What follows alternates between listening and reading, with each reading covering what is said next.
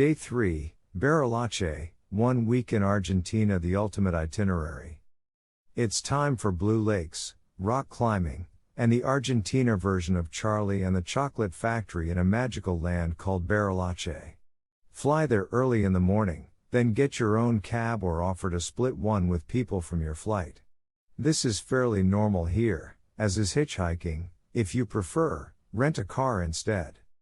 Drop your bags at your hotel, then order a bus, taxi, or remis. Check with your hotel for recommendations to go to Cerro Campanario. After an easy 30-minute hike, or 7-minute chairlift ride, you'll arrive at one of Patagonia's most famed views and a perfect introduction to Bariloche.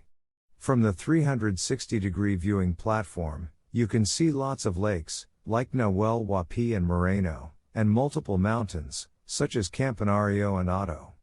You can also spot the swanky Llao Llao Hotel and the houses of Colonia Suiza. For lunch, head to the lakeside Patagonia brewery for craft beer and comfort food, offering meat and vegetarian options. On your way back to town, pull off on the side of the road and hop into any lake you pass for some wild swimming. Back in town, stroll through the plazas and admire the Swiss and German-style buildings, then step into the chocolate wonderland that is Rapanu's flagship store.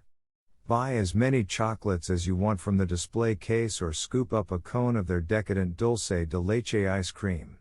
If you'd rather have a warm dessert, order their waffles with hot chocolate.